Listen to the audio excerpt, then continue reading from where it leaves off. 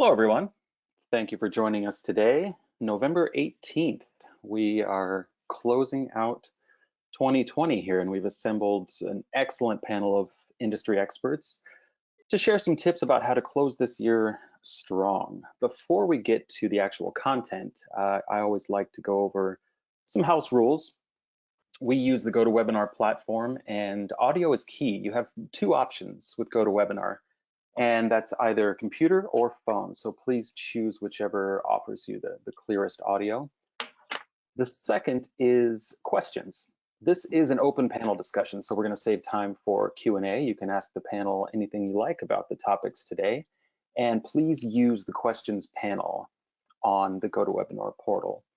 The question that we receive most often is, will you be sending out a recording? Absolutely yes. So if you do need to leave a little bit earlier, if we run over time, not to worry. We are going to send out a recording so you can view it on your own schedule with your team. For those of you who aren't aware of Management One, thank you for joining us today. I just wanted to say, who is Management One? We're here to provide financial security for our people, our clients, and our affiliates. And we do that through a focus on merchandise intelligence and education, like this one, for independent retailers like you. We operate under the guise of 6 key values, that being a generous heart, courage, curiosity, adaptability, very key this year, commitment, and collaboration. And Management One has made a specific commitment to increase racial and ethnic diversity in our company and our network, and contribute to improving racial and social justice in America. And we're going to continue to do so in the months and years ahead. So 2020, I think we're all happy to see 2020 come to an end. But the calendar year turning 2021, it's not going to erase everything that happened in 2020, and nor should it. I included this quote from Einstein. He says, "In the middle of difficulty lies opportunity." And I think that is key for 2020. We've learned a lot through this pandemic, and independent retailers have shown a tremendous amount of agility. You guys have adopted new services, learning new technology, jumping onto new platforms, new government regulations. It's been a struggle, but we're getting through it, and we've learned a lot. There are some key takeaways from this year that are going to carry us over into 2021. This webinar is going to cover some of them, but we've also put together over the last 8 months 21 episodes just like this one dedicated to the coronavirus. A lot of those are still relevant, and I would urge anyone, if you haven't watched some of the prior episodes, please feel free to go to our YouTube channel. I'll put the link up in the chat function a little bit later. And we have a lot of knowledge hidden in there that's going to apply to today. Mark Weiss, the CEO of Management One, has also an excellent blog post that's going out in our newsletter this week. So stay tuned to your inbox for that.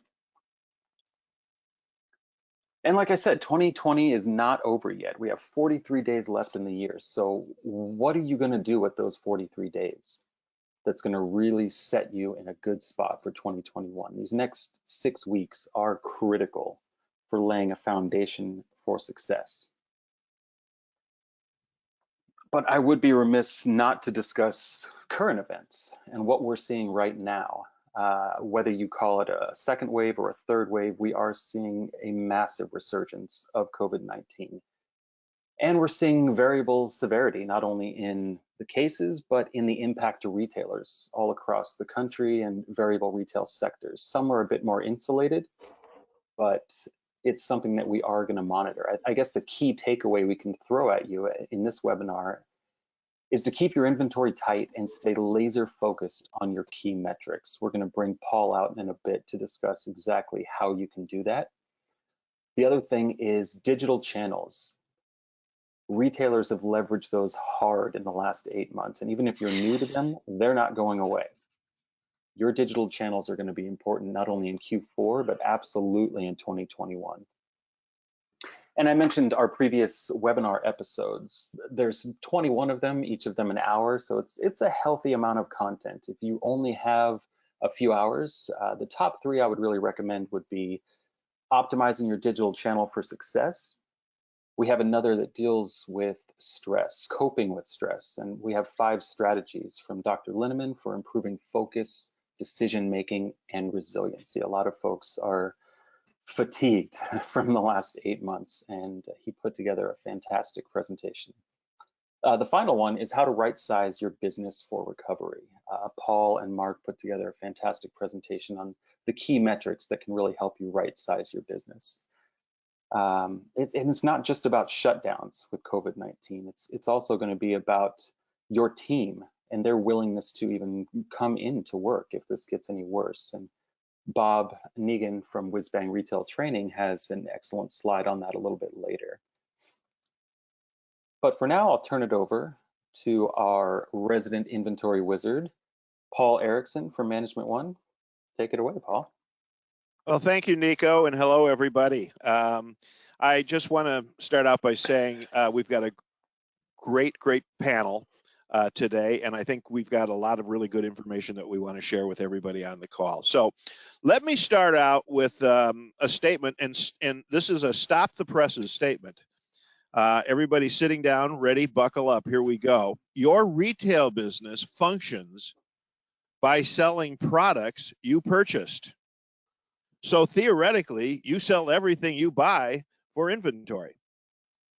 But in reality, that's not the retail we know, because we always have unsold inventory on hand at the end of the year. And that's when it's time to calculate, guess what, guys, your taxes.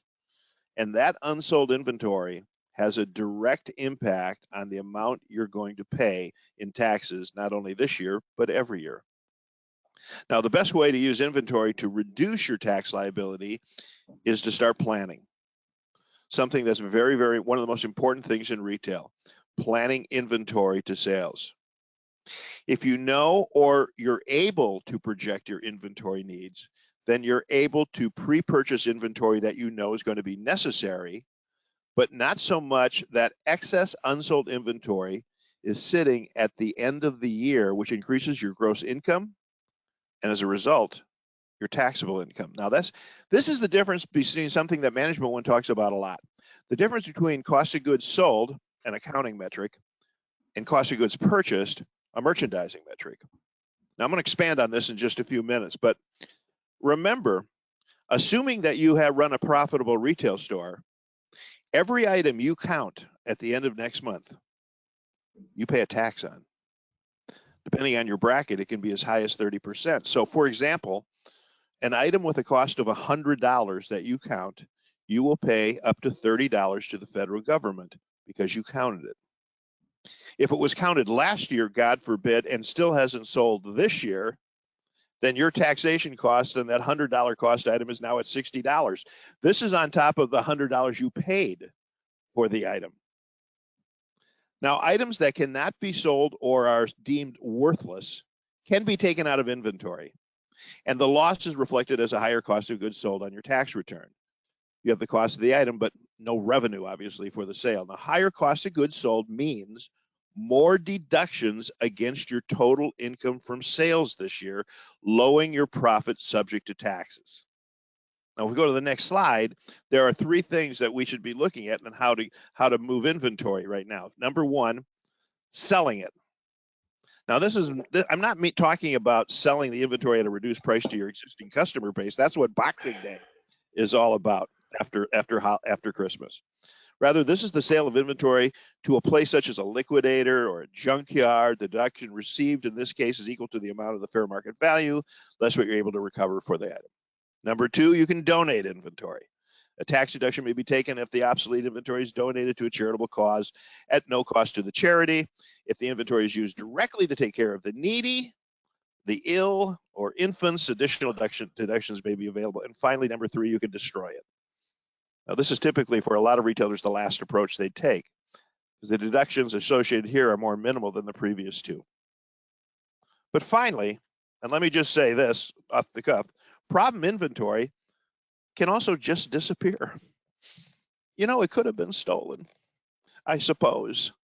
But whatever it is going to be more important than ever this year, I believe, and I know that Rich is going to elaborate on that, to lower our liability in terms of taxation at the end of the year. Now we can go to the next slide now, Nico.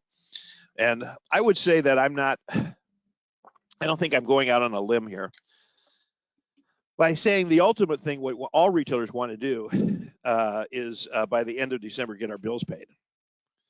Because we believe early 2021, January, possibly into February, this first 4 to 6 weeks into 2021 could even be more challenging than they already are.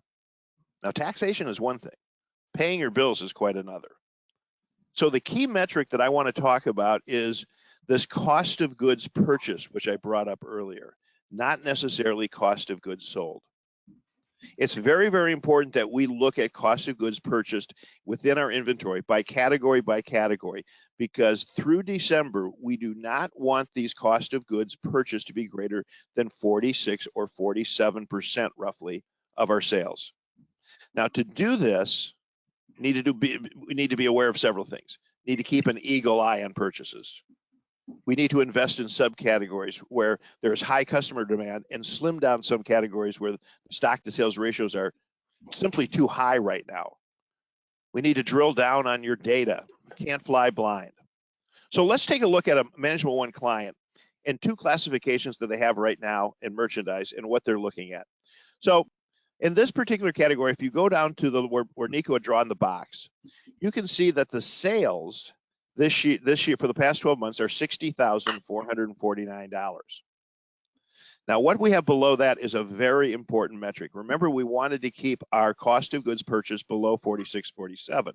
Well, in this case, in this category, the cost of goods purchased is 39.4%. What does that mean? That means that they've sold $60,000 worth of merchandise this year and have only purchased $23,800. That is 39% of sales. That is excellent. That means we're not going to be inventorying a bunch of inventory that hasn't sold that we pay a tax on. Now, if we go to the next classification, we see the exact opposite going on. In this case, they've sold $37,569 worth of merchandise, but their cost of goods purchased is 58.13%. which means that they have purchased $21,800 and sold $37,000. Now, give us some relevance to that. The first category, their purchases were $23,008. This category, their purchases are $21,008. The same amount of merchandise purchased, but in the first category, they've sold $60,000, and here, only $37,569. What are we sitting at? Will it still be there in 6 weeks? Will we have to pay a tax on it? Can we get these bills paid? Do we have to take markdowns? Do we have more on orders coming in on top of this? These are all questions that need answers, particularly now as we approach the end of 2020. We also need to drill down. If we go to the next report, this is where we need to drill down and look at our inventory at a deeper level. For example, many retailers that over the years, particularly apparel retailers, they could be outdoor retailers, it could be any number of retailers, generally have a category that we have a catch-all category. And that catch-all category could be called accessories. Well, accessories means a lot of different types of subcategories within that. And it's important for us to look at the numerous stories of success and problems within, say, an accessory category. In this particular example, just take a look at the hat business, what we're looking at right there. We've got fashion hats and we have winter hats. Now, this is live data from our database. This isn't a mock-up that we made up. It is now we're toward the end of November. We're approaching Thanksgiving. And in winter hats, we've sold $1,842 worth of sales as of yesterday. Our inventory is at $13,544. Now take a look at fashion hats. We've sold $2,930 and actually trending to sell $5,500 this month, $5,494. What's our inventory position? $6,400. Do you think we have too many winter hats right now? Possibly. Do you think we have too little fashion hats right now? Absolutely. And this is the kind of thing we need to be looking at today, is to maximize sales by making sure we have enough inventory that's selling, but not inventorying in other subcategories that are sitting there week after week after week and month after month, not moving, and may very well be sitting there when we take our inventory. Let's go down to the bottoms, and we have another category. This is a common in apparel stores. They have a category called bottoms. But what are bottoms? They are pants and skirts and jeans and shorts. We take a look here, we have in skirts and jeans doing about the same amount of revenue this month. Skirt business is $3,400. Jean business is a little under $3,100. But let's look at how much inventory we possess. In skirts, we only have $3,100. We're almost running out. We'll be out of business next week. But in jeans, we're sitting with 11,000. This is the type of thing that we must start looking at as we start this is something we should be looking at any time of the year, quite frankly. But even more importantly now, as we get our inventory down to a reasonable amount to end the year at. Go to the next slide, Nico. So it's anyone's guess as where the world will be next year. Where will we be in spring 2021, summer? But there are historical trends and there are patterns that I think is worth exploring to get a better sense of what direction this all might take. So let's do a little history lesson, shall we? You know, there is a notion around that periods of restraint, consumer restraint, have historically given rise to more out there spending, fashions. And the Spanish flu is a really good example. It ripped through the world. It infected an estimated 500 million people from 1918 to 1920. For example, COVID-19 cases have roughly affected 45 million people today around the globe. But after the Spanish flu, what followed it? The Roaring 20s. Extravagance is a pattern that could be repeated in post-coronavirus pandemics. We could be looking at a very good year in 2021. Let's look at one other set of metrics that I think are important to talk about. Built-up demand. At the end of 2019, the personal savings rate in the United States was 7.6%. The highest year on savings was back in 1960. This is when Leave It to Beaver was on the air and Ward and June Cleaver. That was at 11% savings. As of October, the savings rate in the United States is at an all-time high of about 14.3%, which is practically twice as much as what it was sitting at simply 10 months ago. Our customers are literally sitting on a stack of cash. Why? Because they have no place to spend it. We're not taking vacations. We're not shopping to the degree that we were. We're not going out to restaurants or bars. We're not seeing movies. So the key is how we plan our merchandise assortments for Q1 and Q2. Not only how efficient we are in forecasting sales and inventory positions, but how flexible can we be? Because we've got to be able to react. We don't want to make decisions on summer, certainly, on what we're seeing today. And remember, last spring, summer, everyone got caught with too much inventory. In 2021, as Nico mentioned at the beginning of the webinar today, lean and mean is the game plan. But to do this, we need to look and plan inventory differently. Hold less, flow in more, be lean and mean. All right. And finally, the continued importance of e-commerce is completely undeniable. U.S. consumers are poised to spend $198 billion with online retailers this holiday season. That is, if accurate, a 43.3% year-over-year jump from the $138 billion for the same November-December period in 2019. E-commerce is slated for further growth in 2021, where online sales could reach $4.5 trillion in 2021. So how does that affect us? Well, the first thing I think we need to do is if we have a solid e-commerce business or have developed one this year, we need to start looking at it separately. We need to track and monitor its growth and factor that in to our spring summer open to buy. If we go to the next report, Nico, we can take a look at a client of ours, which in clothing last month did $11,200 in sales.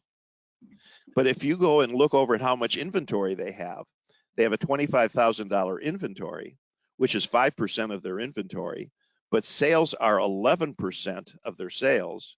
And here's the more striking number that we see over and over and over again from our clients. This retailer for the year is doing slightly under 4% online, but last month 11%.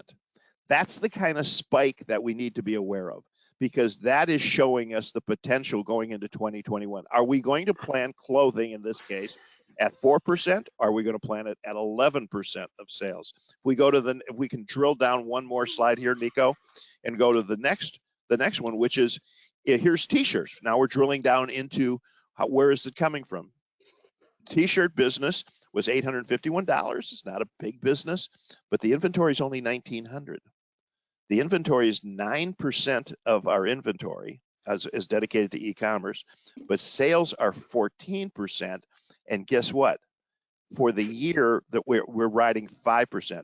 That is again what we see over the explosion of e-commerce business we need to take into consideration when we're projecting our sales and our inventory into 2021. Now, I would say this. Everyone can agree that data-driven decision-making is going to help. It's going to help every retailer work towards their financial goals next year. We need to know how to leverage data. We need to know how to drill down on data. It's obviously better than shooting in the dark, understanding the tax implications, the profit implications, the cash implications. But let me just say this, and let me end with this. Data has absolutely no value for any retailer if it cannot be turned into information that can be used to make decisions to better your financial bottom line. Thank you, Paul. As always, a wealth of data. And if your head is spinning, please feel free to put a question in the questions panel so we can address it towards the end. I did want to touch back on one thing, Paul. You mentioned in an earlier slide that there's 3 different things that you can do with inventory. You can sell it, donate it, and destroy it. Well, there's actually an option D, and we wanted to bring in Melodie Vanderbaan from Swap Retail because she developed this option D that we're talking about, and that's actually swapping the retail. Thanks for joining us today, Melodie. Thanks for having me. And I am very much buying into everything that Management One is about, not just as I can see it being a fit for Swap Retail, but as a retailer myself. I've been a retailer for 8 years, and really this comes from a very personal place. Before I had a retail store, I was even a wholesale rep, and I serviced many of you retailers who are probably on the line right now. And so this was created based on the age-long problem that we've had of stale inventory. But as my father always said, one man's junk is another man's treasure. And you retailers know what I'm talking about when you are looking at an item and it hasn't sold for you, and you know that somebody else somewhere probably has need for that same item because you're in that spot as well where you need a reorder and the brand no longer has it, but you know there's a retailer out there who does have it. And so that's what Swap Retail is all about. We've built this safe business-to-business platform to connect the authorized retailers of the same brands. And that way you're able to not only swap, but you're able to sell and buy with one another as your needs arise to keep your inventory turning and your cash flow freed up. So, that's the main thing is our cash flow. If we're looking at that stance, it's tied up. We know it's tied up. And now with what Paul is saying to us, not only is our cash flow tied up, but we're about to pay out before the end of the year for anything that we're still looking at. Markdowns, we know we're doing our best to get rid of it. And this excess merchandise, but we also know the toll that pays on our customers. And when they are waiting for an item to go on sale versus just buying it, we really don't like that behavior, and yet we need to move the inventory. The special orders, think of how many special orders you guys are losing every single time the brand doesn't have what you need. And then, swaps. If there is a style that's just not selling and you're looking at the size run and you reach out to the brand, sometimes they can help, sometimes you don't ask within the window, and sometimes they cannot help you at all. So really, what we have going on here is a platform for you to turn that inventory or at least move it. So if you want to go to the next slide, I think this is super important so that you guys understand a lot of how Swap Retail works is to protect your distribution. This is not a wild, wild west.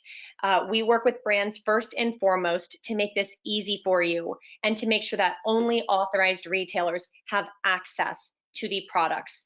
So when you've gotten an email from us that says, you know, hey, you have access on Swap Retail for this brand or that brand, that means that that brand has said, we want you to have this resource available to you so that if we can't fulfill your special order, you can go see if another retailer has it, or if you're sitting on something, see if another retailer needs it or swap it for something else. So the brand partnership is super important to make sure that nobody else in the city is going to have access to your same brands that you carry in your store. So we want you to know that that is something that we take very seriously to make sure that you are transacting exclusively with the other authorized retailers of your same brands. The thing that I find most important, and I'd love to talk with any of you further and give you really a walkthrough on how Swap Retail works, is Paul's slide from Retail Orbit, where he was showing those classes.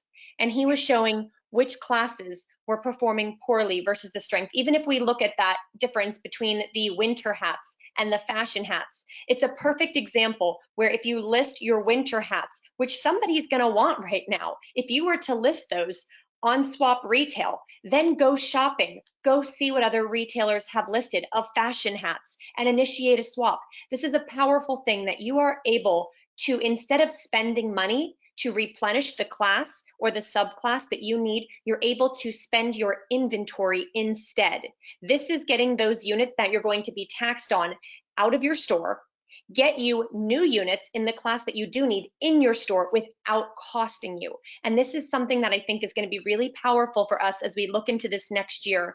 But that said, right now, there are retailers who have posted requests for product on Swap Retail. You're able to see what the other authorized retailers of your same brands need. And if it's moving to your sale rack in the next few days or it's already there, it's a perfect opportunity for you to get back your full wholesale cost. We don't charge retailers a membership fee. There's no charge to list, request, browse, or even sell. So our goal is really to help you first and foremost. And you don't pay anything if it doesn't provide a service to you. And I think that that's really important. As a retailer, we have so many overwhelming platforms thrown at us and we have so much to juggle that you say, what is worth my time? And to me, I feel the ability to get more special orders met, sell to other retailers, it's just a powerful thing. But I think regarding Management One and that ability to really assess your classes and say, hey, let me get out of what I have too much of and let me get into what I need more of. That's what I'm most excited about as a Management One user and as a user of Swap Retail as well. So that's a little bit about how we can help you really keep that inventory moving as we're looking towards the end of the year. Yeah. Excellent. Thank you, Melody. Yeah, I think it really all comes down to, I mentioned earlier in a slide, agility and just having options available. So I thought this was a really creative option for folks. And we've included Melody's email address if you have any further questions for her, and we don't get to it today, please feel free and reach out to Melody via email.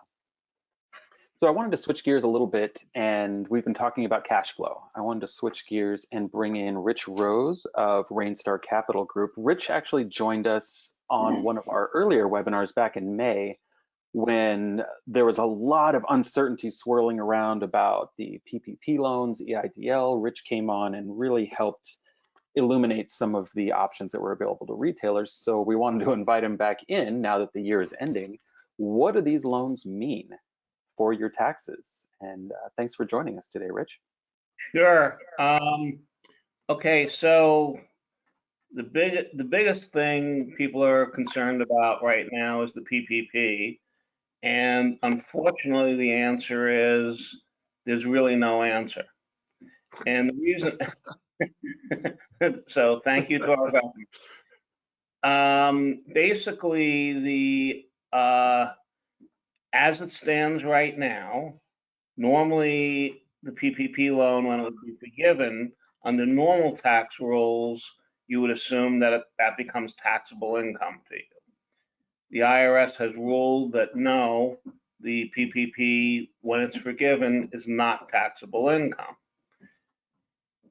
The other thing that's in there is if you wound up spending your PPP money on what you were supposed to spend it on, which was basically payroll taxes, some rent, some utilities, normally you would assume you have a deduction for that stuff, but under the rules, you don't. So for example, so it's essentially a net zero on the tax effects on it. Whereas you got a $100,000 PPP loan, assuming you spent it all on payroll or the allowed expenses, they're not allowing you to deduct those expenses. So essentially, it has zero effect. However, with that being said, there is movement that the government will allow you to deduct those expenses. Problem is, nobody has passed that law yet. And it was supposed to have been passed sometime before the end of the year.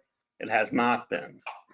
So a lot of people are saying, do they do their PPP loan forgiveness in 2020, or do they wait to do it in 2021?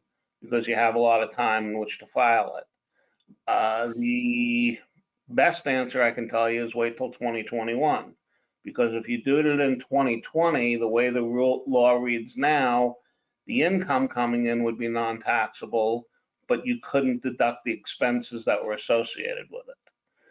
However, by 2021, we're hoping the rule reads the income coming in is not taxable, the expenses are deductible. So then that would be a big difference. Problem is as it stands right now, the law is not clear on it. So the conventional wisdom is wait until 2021.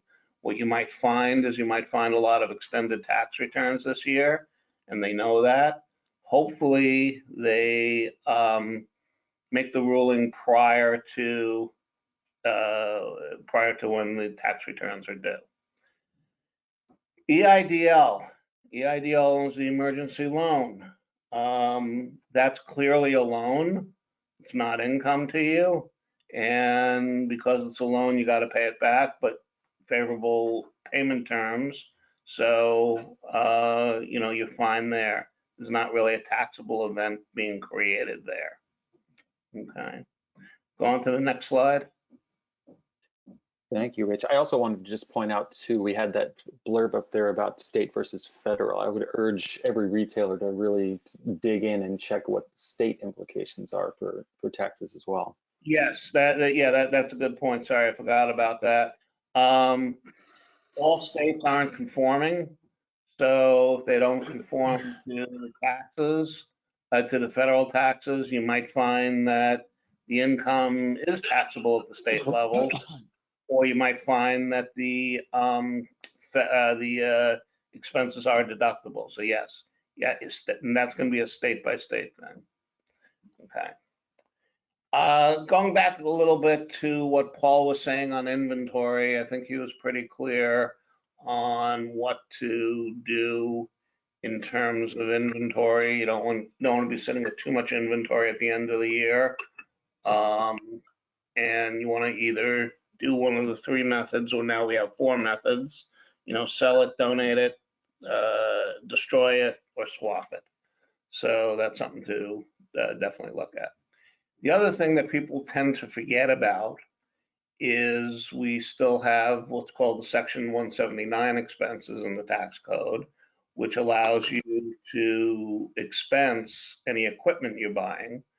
And prior to year end, you want to make sure you do that. If there's a choice between if there's a choice between buying it in 2020 or 2021, you might as well buy it in 2020. Then you can expense it and get a tax deduction for it.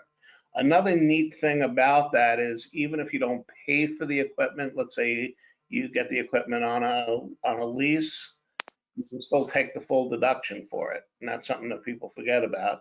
And in certain cases, you can wind up where you have put net cash in your pocket by buying a piece of equipment. And that's something that you really want to look at. So if you're going to have any equipment purchases or anticipating equipment purchases, do it in 2020. Even if you finance the purchase, you can still take the full deduction. And then the last thing on this slide is do a year-end tax projection. Probably nowheres other than this year is it so important that you actually do a year-end tax projection. You really want to have an idea of what's going on. You really want to go get with your accountant. We used to always do this when I was a public accountant. We used to call in an 11-month meeting. And what we would do is we'd kind of estimate where we're going to be at and know when to time expenses and time income coming in. Same thing now, and it's very important this year that you do this year-end tax projection. So can't encourage you enough on that. Do that literally, do that literally as soon as possible, so you know what you need to do. Those are kind of the year-end tax things that we need to look at. Some of you might have some questions at the end. Nico's saving time for questions at the end, or Nico's also passing out my email address and phone number that you can just give me a call if you have any questions on things that I touched on.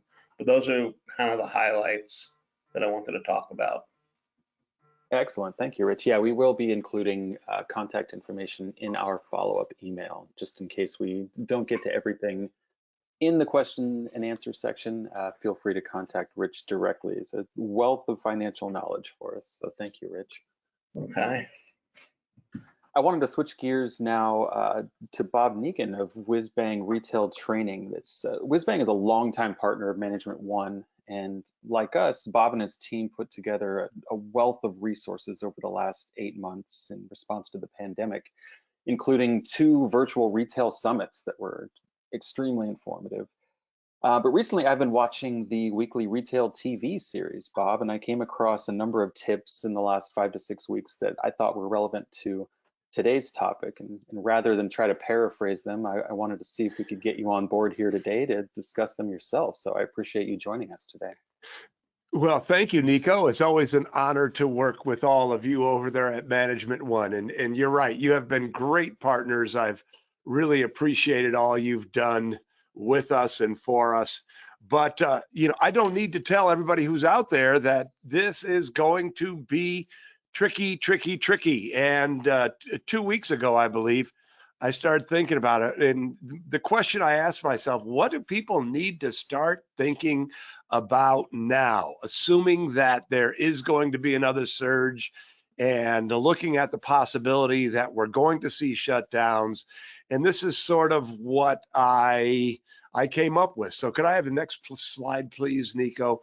So the first thing that I want to share with all of you, and I want you to think about this not only as a fourth quarter strategy, but I hope that that you recognize, because I believe it to be an almost irrefutable truth, that the world has shifted from being store-centric to being brand-centric.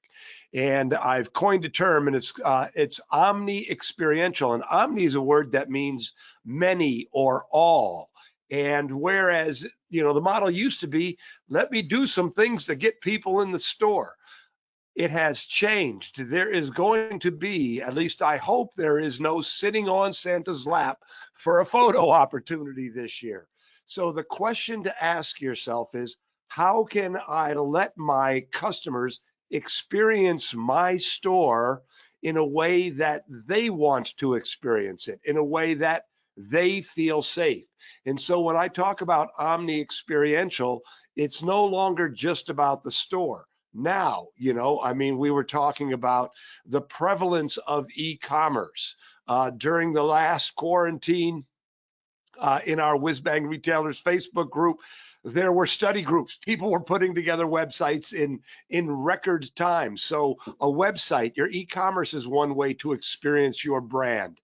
Social selling is a huge, huge part of this omni-experiential future. That's another way to experience your brand. Clienteling and selling on the phone, selling via FaceTime is another way to experience your brand. Your people want to get your merchandise away. Curbside pickup is here to stay. Shipping is here to stay. Buy online, pick up at the store is all here to stay. So whereas it used to be come into my store and buy something, now your customer is firmly in control of the relationship.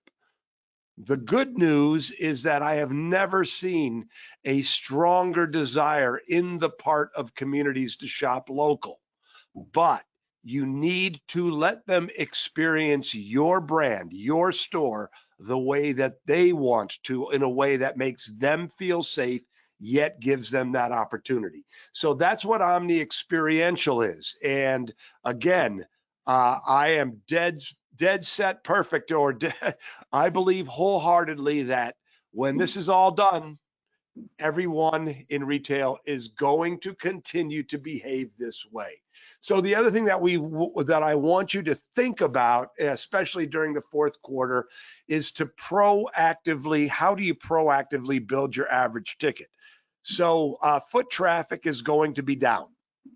So what we have to do, if foot traffic is down, we have to build our average ticket to make up for the lack of footfall.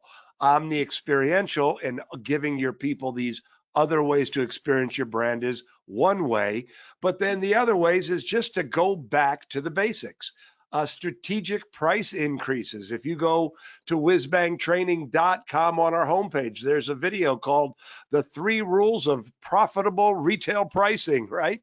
So there is a strategy to increasing your pricing while still giving your customers a great experience.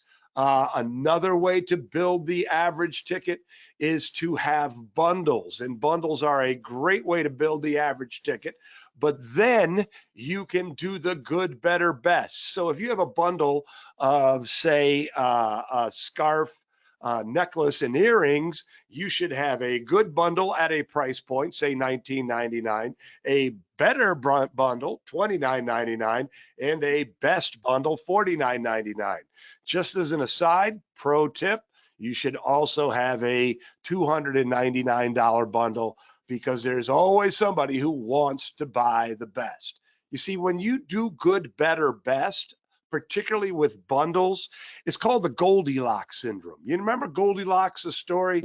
Goldilocks wandered into the 3 bears house, and first he sat in the baby bear's chair and thought, oh, too small. Then in the Papa Bear's chair, oh, too big. And then they sat in Mama Bear's chair, just right. And so when you have 3 price points, studies have shown that people are more likely to buy the middle price point. Another little interesting pricing dynamic, is when you have bundles and people are considering the bundle, you've made the sale. Think about that for a moment. They're no longer deciding whether to buy, they're deciding which to buy, good, better, or best. So all these, what we call them profit accelerators. And the final thing that I want to say about building your average sale is, one of the mistakes I see being made all the time is that salespeople who would normally do a great job on the floor, face to face, adding on, all of a sudden they get on the phone, they get on Facebook, they're doing social selling, and they forget all of the things that made them great salespeople in that face-to-face interaction.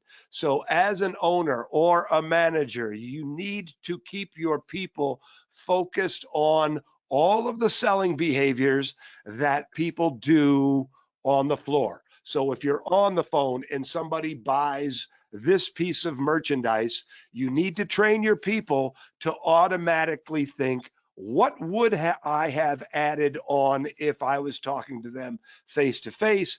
And then take that behavior and move it into social selling, move it into phone selling, move it into clienteling. When you build your website, automatically put those add-ons, build those bundles around it. So I just really want to encourage you to think proactively about building the average ticket. Safety marketing, I just can't say enough about its importance right now. And safety marketing is defined as telling your customers what you're doing to keep them safe. And as the slide says here, this is not a send out an email saying this is what we're doing. This is a drum that you beat constantly, that you beat loudly, that you drive home. This is so important, just particularly during this surge. Your customers are going to want to have that wonderful in-store experience, but they also want to feel safe. So if you do a good job of helping your customers feel safe, they will respond by coming into your store and spending more money. This slide is a direct response to the upcoming surge, and it's this need for a deep bench.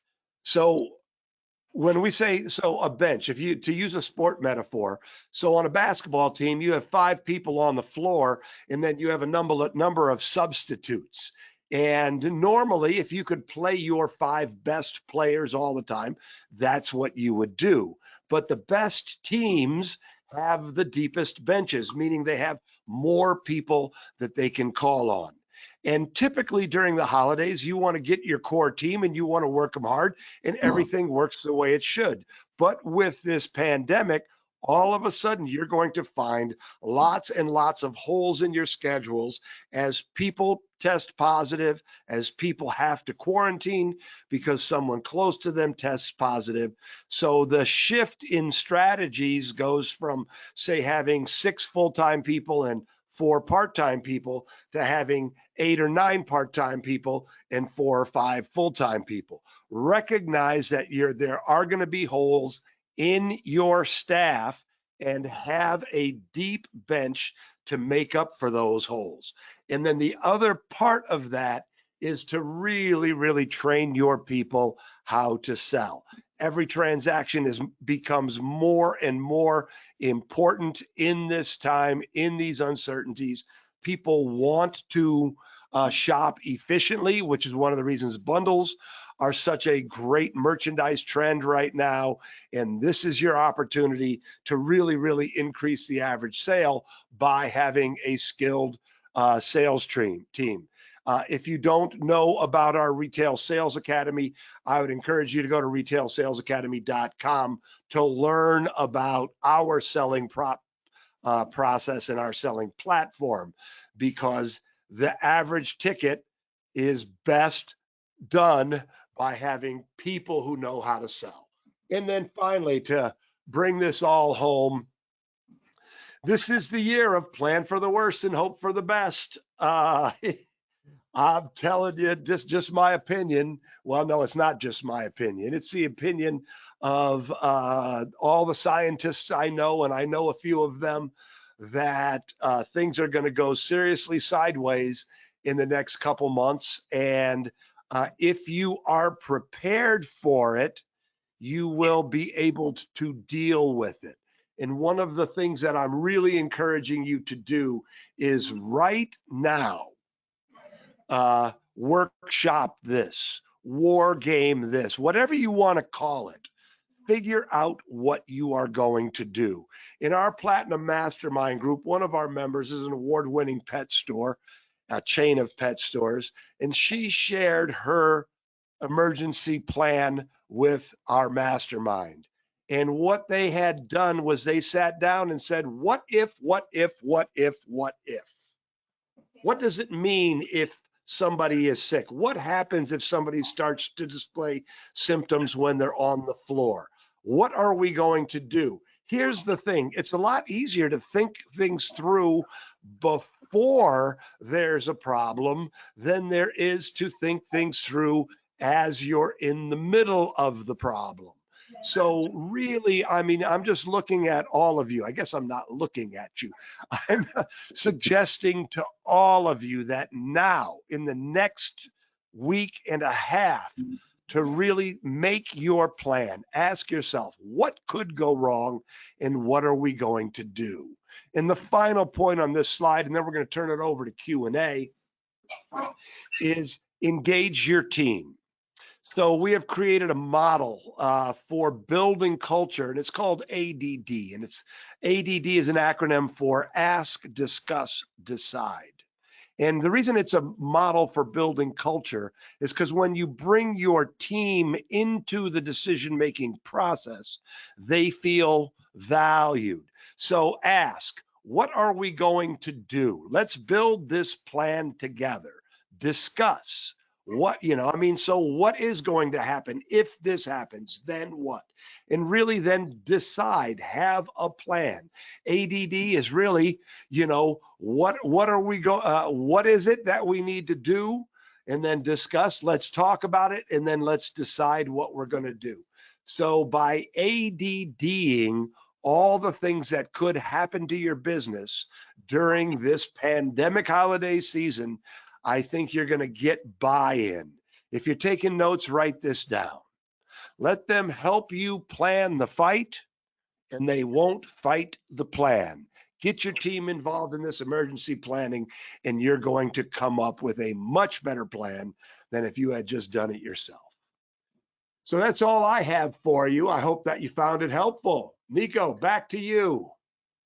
Thank you, Bob. Absolutely helpful. I think the other thing on that slide too is creativity can come from anywhere. So when you get a larger team involved in the planning, you never know when a bright idea can pop into somebody's head. So I think opening up those options, again, with agility, opening up your options is never a wrong strategy. So let's take some questions or comments from the panel here. We have several. Let me dig through and go back to what Paul was explaining. So Judith Benatar has several questions here, Paul. When you had all of the sheets, I think what we're going to do with this one, when you had all of the numbers up from Retail Orbit, she was just asking for some further explanation. Do we have a sheet or a basic calculation? I don't know if we can really sum it up in one sheet. I think, Judith, for this question, the most beneficial thing for you would be to just contact Paul directly, and we can just run through a quick demo showing a variety of different metrics.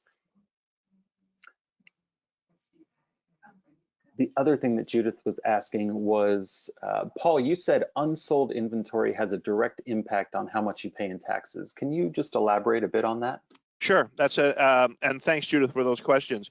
When I bring this up, it invokes a lot of questions because we don't think of it that way. But quite frankly, if you look at it the other way, if there are two things that affect our cost of goods sold to increase it and lower our gross profit and lower our taxable income as a store. Those two things are markdowns and shrinkage. And so if you think of something that was stolen, that was shoplifted from your store, when it's gone, you don't pay a tax on it, correct? It's a complete 100% write-off. It disappeared. It actually isn't even in one of those three areas. It simply was part of your shrinkage at the end of the year. So think of it that way. When you take an inventory at the end of the year, if you are inventorying items that, and I think Rich Rose could also weigh in here, because I remember asking Rich a while ago on what the IRS's position is on inventory, and he said anything that's over a year old is completely 100% deductible. But if you are inventorying anything that on a profitable business, you're literally paying a tax on that. So on old distressed inventory, I would urge you to either, mark it down before the end of the year to try to sell it or donate it or destroy it or just simply make it poof, go away, because that will help your taxable, that will help you in terms of your taxation. Yeah, just to keep something in mind there, if it's inventoried at the end of the year, it was inventoried at the end of last year, you're just carrying dead weight. You might as well write it down to what it's worth, which is really zero. So you might as well take the deduction for the end of the year and then reduce your taxable income. So Paul's 100% right in that. And Your store is not a museum. yeah. You shouldn't. A walk through your selling floors should not be a trip down memory lane, right, Bob? That's right. Well, that's actually a good segue to the next question. Cindy was asking, well, she's stating discounts are difficult right now because we need every single dime coming in, but obviously markdowns are necessary. At what point is discounting doing more damage than good? Well, I will weigh in there as a general rule of thumb. There is a feeling that by some retailers that if they discount, and by the way, we're talking about discounting merchandise that's not selling at full price. Okay, we're not advocating discounting things that are already selling at a profitable price. But there is at Management One, we advocate taking markdowns aggressively and hard and getting rid of inventory fast. And quite frankly, that avoids having a negative reaction to your customer that you become a sales store. If you are constantly trying to, when you mark down, to wean out some sort of margin that you think is going to still be profitable and worried more about margin than are about cash flow, you're making a mistake because it's not a zero-sum game. When it's a problem merchandise, you need to find the highest price you can get for it to sell it immediately. In other words, you want it gone right away. Sometimes that price could be the first markdown, could be half off or even more, because your whole point as a retailer is to rid yourself of the rat poison for your business, which is slow selling dead merchandise. It affects your business in so many ways that you don't see. We've talked about taxation here today. It also affects customer visitation. The faster you can rotate inventory in and out of your store in 2021, guess what you're going to see also more often? Customers. Your regular customer will start visiting you more, because why would they come in more often if they're going to be seeing the same merchandise? As Bob and I just said, why should it be a trip down memory lane? Take your markdowns aggressively and hard and get rid of it right away. The sale image that you're trying to avoid happens when you're timid on markdowns. When your first markdown is, say, you have a $100 item and you market the first markdown's $89 because, boy, I still want to make money on it, and it doesn't sell. And then you market $79, it doesn't sell. And then weeks and weeks and weeks and months later, you market $69, doesn't sell. Pretty soon you have a third of your store being merchandise that has 4 or 5 different sale prices on it because you were timid to begin with. That is the absolute definition of becoming a sales store, in my opinion. I would like to chime in a little bit too, just in regards to the sake of getting that inventory out of your store while you saying, I really can't afford to not make money. Well, the goal of swapping is to say, let's get what's not selling out. Let's get something new in that I can put at full price and make more money on it. And that's really something that I see retailers log in weekly, and they're looking at what retailers have, maybe just joined Swap Retail in the last week that have listed new inventory to them, right? It's old to that retailer, but it's new to them. And they're just firing away these swap requests. Hey, I'm still looking at this stuff from earlier this year, even, just from 60 days past, and I know I need it out. And hey, I'm just going to request whatever I'm willing to receive that I know is going to work better. And that's another solution, is just to say, hey, I don't want to lose money. Retain your money, spend inventory instead of cash, get in new items, call your customers to come in again and make full price sales. So that's really, I'm embracing this markdown fast, but I'm also kind of saying an ounce of prevention is worth a pound of cure. Let me get it on Swap Retail and on my sale rack and see where I can move it fastest. Is it to free it up to another person, get something else in, or sell it on sale to a customer in store? Give yourself every resource. May I add something? Please. Sure. So another thing, that merchandising strategy that we're seeing being used a lot, particularly given the fact, as everybody's talking about, supply chains are, janky. And so finding merchandise that works is becoming harder and harder. So this whole idea of bundling is just really, really gaining a lot of steam in our community because creating bundles, particularly mystery bundles. And personally, I would never buy a mystery bundle, but some of our community are having tremendous success with mystery bundles. It's a great way to take that slow moving merchandise that, may have just been a bad buy. Pink is hot and you bought too many blues. And so it's a great way to take slow moving merchandise and get rid of it without marking it down. So people are using, and again, mystery bundles, mystery boxes. I don't know how people do it, but they're doing it. One of our clients at Holiday U shared that she sells mystery bundles and she calls them crap.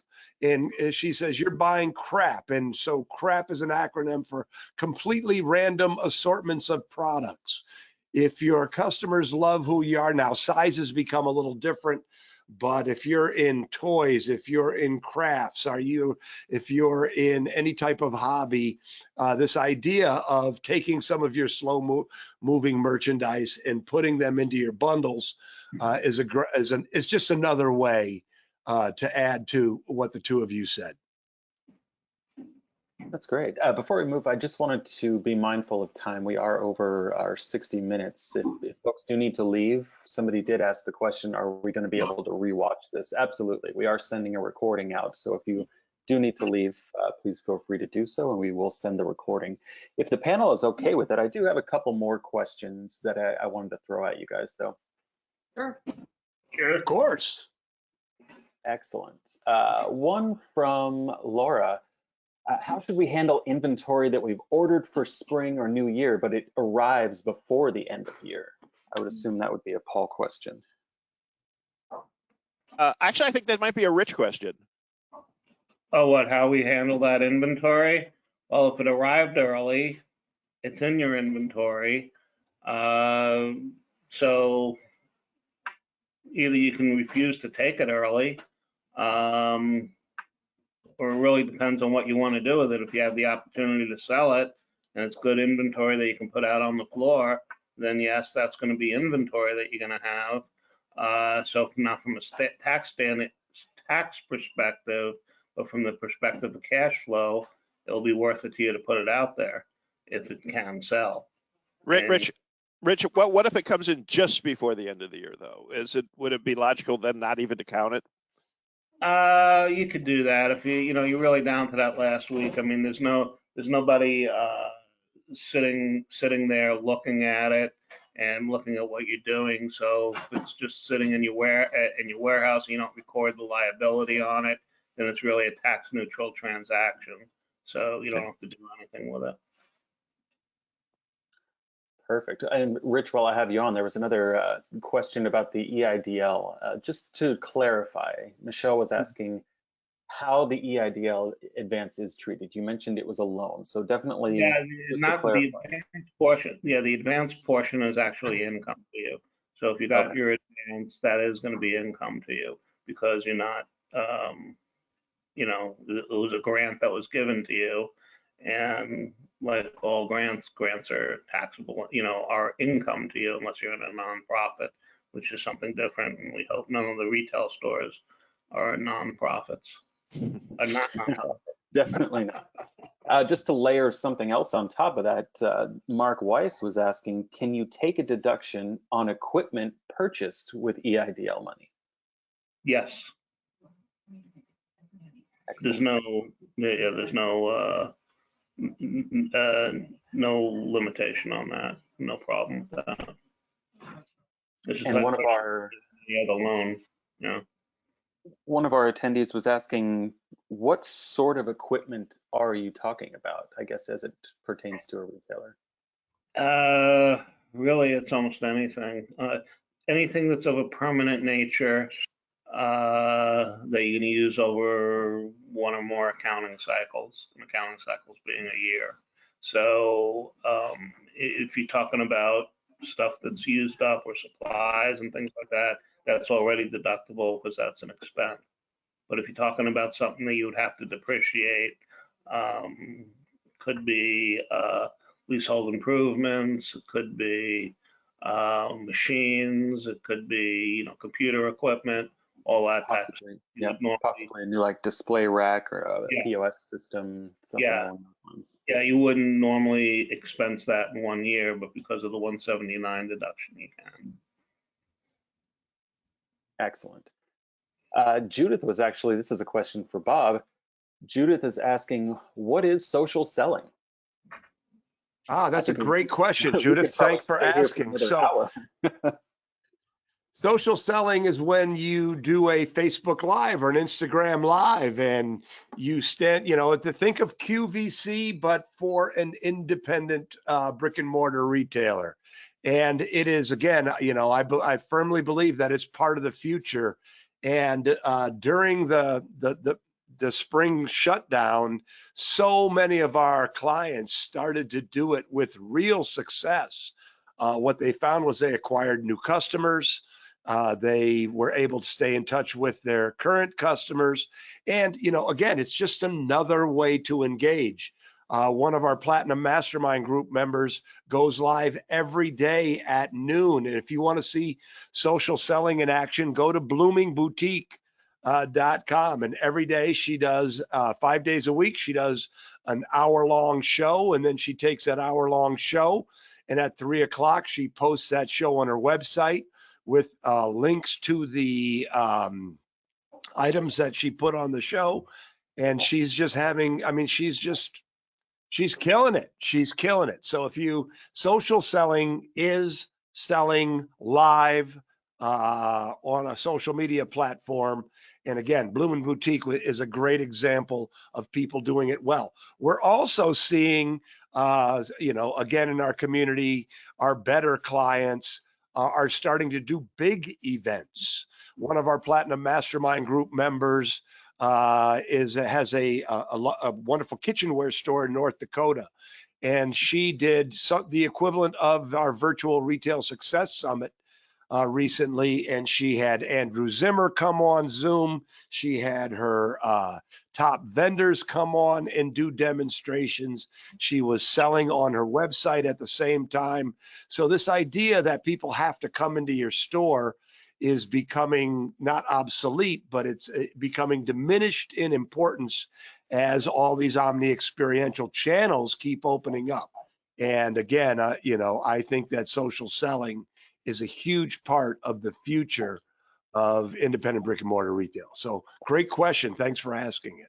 I want to chime in just a little bit more. If any of you retailers out there feel like, wow, that's a really big next step for me to take. If you want to take a baby step between here and social selling, something that I've seen lately from a number of our retailers, just as we're talking amongst ourselves, is even just if you shoot a little video of yourself in the fitting room with a number of items that all of your customers who buy a particular brand would enjoy. You can reshoot it. If you're a little camera shy, go ahead and take a few takes, make a nice little video of things in the fitting room so that the customer can see themselves in the fitting room, and then fire away. Text it to all the customers that buy that brand. The result that I've been seeing from that has been absolutely amazing, just because it feels like they're back in your store again, super connected to you, and that'll warm you up on your camera presence before you're ready, if you're not quite ready or technologically savvy to go socially live just yet. I love that comment, and you are absolutely correct, but I'm going to share one other perspective, and it's this: you are enough. That the first time you go live, and you're absolutely correct that getting warmed up, but everybody goes when they approach social selling is a little nervous in the beginning, and everybody makes a mistake. But this is why you spend all that time building a relationship. Your customers will forgive you. Your customers will actually find it endearing when you make a mistake. So if you feel the need to sort of warm yourself up, I mean, by all means. On the other hand, I'm a rip the Band-Aid off kind of guy, push live and go for it, baby. That's true. And those little snippets of video, check with your target demographic too, because certain platforms really lend themselves, like TikTok certainly lends itself to those little video snippets. And if you're not ready to go quite live yet, as Melodie mentioned, I think a platform like that would be a good place to start. One other question I think I'll put out to Paul and Bob as well. Anne is asking, how should retailers be buying with no live markets as we know them? So, inventory's tight, you want to keep it flowing. What's the best way to find available product when you need to replenish? Bob, you want to go ahead, first on Paul. that one? Yeah, sure. Okay. I'll go first. So, it's terribly disruptive. And, Mark talks about scattered mixes. And at some level, you're just trying to get in what you can get in. Here's an opportunity. And, Paul will be able to speak to it. We'll be able to speak much more articulately about sort of the regular channels, business as usual. But, going back to the whole idea of bundles and being able to sell live and doing promotions, item promotions like the 12 days of Christmas, where you have just one item that you're selling at a deep discount to engage your customers. Our best clients are being very, very proactive about buying closeouts from their vendors and people who even aren't their vendors but are in the same industry. What we're seeing is that your vendors have the same problems that you as a retailer have, right? They have supply chain issues just like you have supply chain issues. So they have broken runs, they have problems, and their problems are your opportunities. So when we talk about building margins, a lot of it is just being flexible. We're in the world of shuck and jive this fourth quarter, and you're looking for stuff to sell. You're making sure that it's compatible with your mix, but you're finding things to sell, preferably at a good price, and then you're finding the way to sell it. This is the season of hustle. And so when it comes to getting merchandise in, this is going to be the season of hustle. So what would you say, Paul? Well, Paul, I love. I was Yes. just going to say one thing before you go into it, Paul. Bob's exactly right. A lot of these vendors and brands have had to switch to digital just like independent retailers have. And Yes. we've seen a lot of virtual shows. I know our partners at Informa, they partnered with New Order to deliver their digital trade event. There are sites like fashiongo.net and Jure, New Order. We also just started working with Fair as well. And a lot of opportunities like that do exist. And Swap Retail. I think that I think Absolutely. it's Melodie. I think it's brilliant.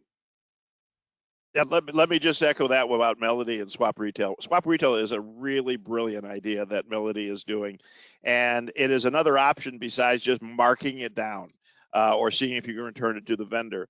So look, this is a weird time, no question about it. There are some marts that have opened up. Dallas, Atlanta are open again. The traffic is light. I have to say, I think what Nico said about the virtual online purchasing and virtual online conferences and trade shows are there. It's not perfect. It's not the way it used to be. It will get back to the old way of purchasing, but right now, those are still effective ways for retailers to be able to invest in inventory. And I'd make one other comment too. One of the things we're seeing at Management One, trunk shows. If you're a fashion store, trunk shows are as effective as ever right Absolutely, now and doing that for your customer. Don't forget about things like that. Trunk shows and mobile pop-ups as well, for sure. Yes. Excellent. We had some questions out there that really get into the weeds of financials. Rich, I just wanted to give you a minute or two just to describe to folks what it is that you do, some of the services that you provide, if they want to reach out and get some more detailed answers to these questions. So there's a couple things I do.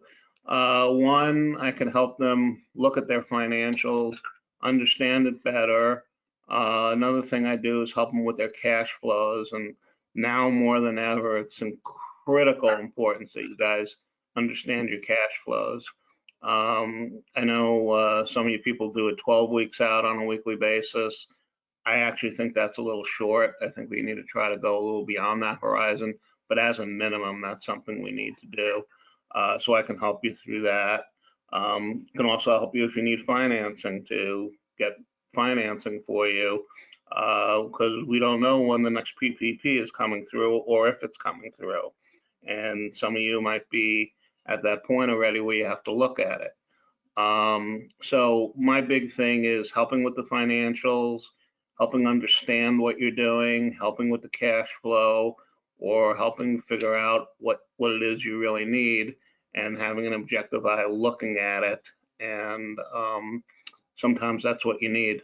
And a lot of people rely on their accountants for it, but most of the accountants, particularly in the retail sector that are working with them, they're not really businessmen. They're more look at the tax aspect of it.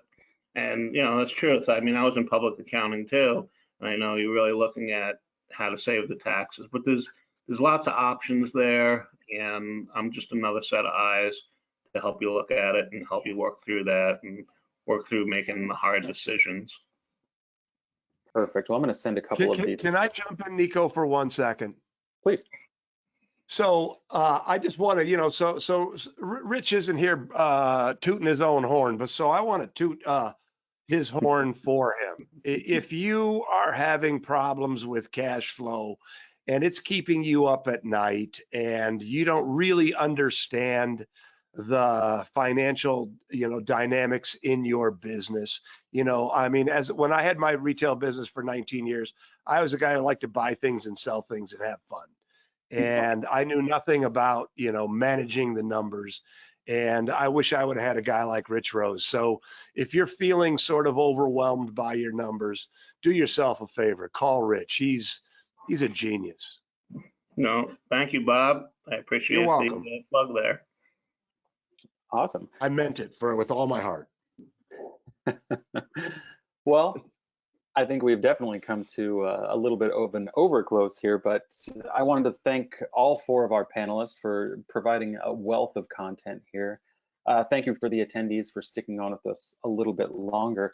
I guess as a closing message, I just wanted to let folks know, even with the surge of COVID that we're seeing lately, there is a silver lining. Number one, you know, we're looking at a prospect of 2 potential vaccines that could help things in about the 6 to 8 month range. It could be a dark winter, we know that, but spring is coming. And we've learned a lot in this past year. I think if the one takeaway we can give you here after this is to pay close attention to your data. For Management One clients, we certainly are. And I wanted to let you folks know as well, just a quick plug again to some of the prior episodes that we put together in the coronavirus series. I did put the YouTube playlist in the chat function there. Bob, I mentioned Retail TV. Bob has a wealth of resources on WhizBang training. And we also have our community newsletter that we're going to be putting out. I urge you to check your inbox for that, because Mark Weiss, CEO of Management One, has put together a fantastic article relevant exactly to today's topics. So I will end it here. And if we don't speak with you folks before then, I just wanted to wish everybody a safe and happy Thanksgiving. Onward and upward. Thanks, everyone.